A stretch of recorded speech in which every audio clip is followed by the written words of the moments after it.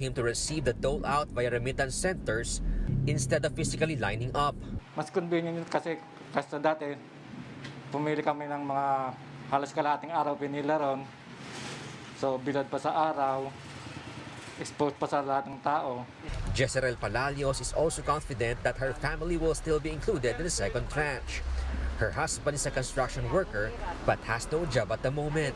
But unlike Lito, Jezreel had no choice but to go the traditional route. LGU cash assistance pa rin po kasi wala man akong yung NDA, and yung GCash, Paymaya. The DSWD says they have already started distributing the second tranche of the Social Amelioration Program or SAP, with distribution already completed for some 1.3 million Pantawid Pamilya Program beneficiaries. The department said they are currently going through the waitlisted beneficiaries in Kapangan, Benguet, Baguio City, and Pampanga. The DSWD is still asking for patience and understanding amid the second tranche of SAP distribution. The department added that they are ready to investigate allegations of mishandling. Tinitiyak po ng departamento na maayos yung implementasyon ng programa, tinitiyak na hindi magkaroon ng duplikasyon doon sa pamimigay ng ayuda. The DSWD resolved to make the process of SAP registration and distribution easier through the Relief Agad website. Here, beneficiaries have the chance to get their dole out through electronic means like Paymaya and GCash. But the DSWD said those who receive dole outs in the first round are not guaranteed beneficiaries for the second tranche. For News 5, Ryan Ang, We Are One News. But despite those developments, the Makabayan bloc says the government has ways to go before meeting its distribution target. In a virtual press conference, the progressive lawmakers are saying that government has failed to contain the spread of COVID-19 despite the 3-month lockdown as authorities resorted to a military approach. ACT Teachers Party List Representative Franz Castro also pointed out the delays in SAP benefits. Una, makikita natin sa first 100 days hindi dumapa yung curve noong pagbaba ng mga apektado, naging positibo sa COVID-19. Ang nangyari ay dumapa ang buhay at ekonomiya ng ating mga mamamayan. And more than 167,000 OFWs are still stranded abroad.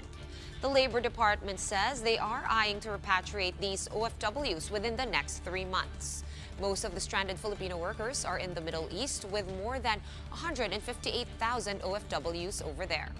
More than 4,000 are in the Asia-Pacific region, and over 3,000 are in African countries. 1,000 OFWs are also stranded in Europe, while some 256 Filipinos are stranded in the Americas. And at least 250 of these stranded Filipinos are in Hong Kong, but the Consul General is eyeing to have them repatriated within the next 2 weeks. He adds that more than 12,000 Filipino workers are expected to return to the Asian financial hub in the summer. But because of this, the Office of the Consul General is still looking for hotels that will serve as quarantine sites. Lagi po naman naming inuulit na ang mga employer po at ang mga agencies na nagpadala po rito ng mga employees ay siya po ang number 1 na may responsibilidad po na maglagay sa kanila sa quarantine centers, maging hotel man o sa mga pasilidad na tumatanggap po ng quarantine. And commuting is slowly coming back to normal, at least over at the Parañaque Integrated Exchange Terminal Exchange, or PITEX. The management is currently preparing for the influx as passenger volume already climbed up to 10,000. That is higher than 3,000 in the past weeks. Some OFWs who are being sent home by the government also pass through the terminal, but management assures that they don't get mixed up with a crowd of commuters. PITEX management will be deploying more personnel to strictly implement safety protocols. Nakita natin na dumadagdag sana yung mga tao dahil unti-unti na nagbabalik yung mga kababayan natin sa kanilang mga hanapbuhay. Kaya tayo naman yung nag-adjust na rin, no? Upang sa ganun hindi naman sila mahirapan sa pagpasok. Hindi natin pinagaang yung health protocols natin dahil kasi importante ito na para tiyakin ligtas sila. And after the so-called bill shock over power bills, water consumers were also stunned with their water bills during the community quarantine period. But those reflect actual consumption from March to May, according to water concessionaire Maynilad. The firm did not send out bills during the period since they did not do meter readings. This is also the case for Manila Water. Both water concessionaires are giving customers leeway to pay for their dues. Kasi ang gusto po namin, hindi po lalong mahirapan ang ating mga customer. Kaya po, tinignan na namin at nag-simulate na po kami ng pinakamagaan in peso value na babayaran ng ating customer. Power distributor Meralco also reminds the public that only 1/4 of their electric bill is due by the end of this month. Meralco reiterates that consumers can avail of installment plans. Yung 1/4, inaasahan naman natin na masisettle na ng customer yun dahil 1/4 of what they have consumed since March. So I think that's adequate already to settle their bill. But as we said, we will be very considerate in terms of them being able to settle the bill. We're pausing for a quick break for now, but we will be back with more stories after that. Stay with us here on One News.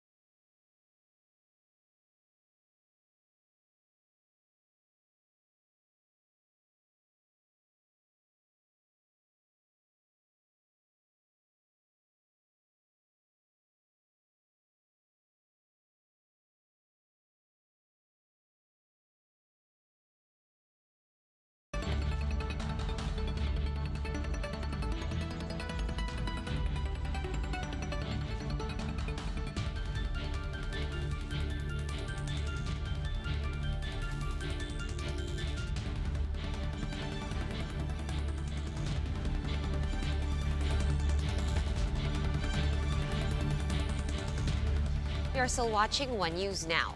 COVID-19 cases in the country have reached the 32,000 mark.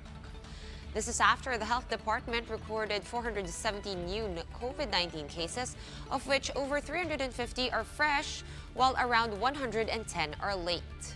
18 new COVID-19 deaths were reported today, pushing the death count to over 1,200.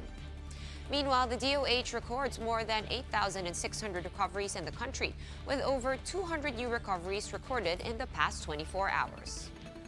So far, the government has already spent over 355 billion pesos for the country's pandemic response. Budget Secretary Wendell Avisado says that of that figure, 247 billion came from pooled savings and 96 billion came from unprogrammed appropriations. Avisado also said that they will submit documents to the Ombudsman as they probe alleged irregularities in the government's COVID-19 response. Kaakibat po yan ng kapangyarihan ng Ombudsman na magsagawa ng karapatang investigasyon pagka meron silang obserbasyon o mga report na natatanggap. At kami naman dito sa DBM ay nakahanda at bukas nga sa pagkakaalam ko isusumite na namin yung mga dokumento na hinihingi sa amin ng Office of the Ombudsman. Filipinos here and abroad are taking part in clinical trials for possible COVID-19 vaccines. News 5's Ria Fernandez joins us now from Pasig to tell us the latest.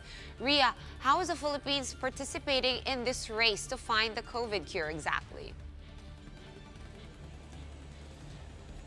Sean, now that the COVID-19 infections across the globe has reached the 9 million mark, more countries are racing against time to find a cure. For one, the Philippines will be participating in the World Health Organization Solidarity Trial for possible anti-COVID vaccines. At least 300 COVID-19 patients have so far agreed to participate in the WHO's clinical trial. Secretary Fortunato de la Peña told One News Agenda that they're aiming for 500 samples. By July, authorities will start looking for potential trial sites, which will require additional funding. The OST pegs the cost at 3 million pesos per vaccine once it pushes through. It happens to have, let's say, 5 or 6 vaccines that will be identified. Let's say 30 to 40 million per vaccine. So let's say put it at the maximum 40, and if there are 5 vaccines, there will be around 200 million that we will be needing. And in addition, if there is a trial that will require still a phase 2, okay, this is the second to the last supposed to be. That will require an additional 16 million pesos on our part. Currently, some 300 vaccines are subject to trial in different countries. I'm hopeful, I'm optimistic, but vaccine development is a complex undertaking. It comes with a lot of uncertainty. But while there's none yet, various medicines have been floated as a lifesaver for COVID-19 patients, including dexamethasone, an anti-inflammatory drug used to treat severe allergies and cancer, among others. The next challenge is to increase production and rapidly and equitably distribute dexamethasone worldwide. But the health department says it's no magic pill. We want to inform and warn the public not to buy or worse, hoard it in the hope of self-medicating. Huwag po natin basta-basta iinumin ng walang payo ng doktor. They're more hopeful with the Japanese anti-flu drug Avigan, trials of which may start next month should the FDA and the Ethics Committee approve. Over in Switzerland, a Filipina is part of a team that created a method capable of analyzing 100,000 COVID test samples in just a few days, all through a person's gargle. She is Catherine Aquino, a biology graduate from UP Los Baños. When we read the DNA, we can see we should be able to figure out what strain you got, and most probably where you got where one got infected with the. But Aquino clarifies this just complements the real-time polymerase chain reaction, or RT-PCR, the diagnostic gold standard. We have the recipe out online. We're happy to collaborate with everyone actually who wants to use the technology.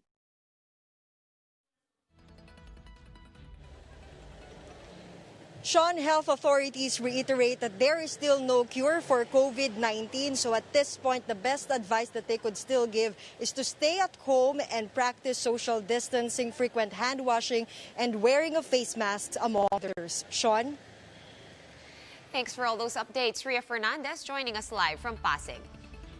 The health crisis did not stop San Juan City from celebrating their Wata Wata festival. That is the celebration although the celebration was far from usual. There were no cold showers, live performances, and street parties. Instead, an image of patron saint St. John the Baptist was paraded across the city. Authorities reminded residents to stay home and observe physical distancing as mass gatherings are still not allowed. The liquor ban was also set from 12:01 a.m. until 3 p.m. After the time period, those who still want to drink are only allowed to do so inside their homes. For more updates, follow News 5, The Philippine Star, and Business World online. Visit our website, onenews.ph, for more in-depth analysis. Or you can also catch One News on the Signal Play app. Just register for a free account now at www.signalplay.com and stream One News live anytime, anywhere. I'm Sean Yao, and we are One News.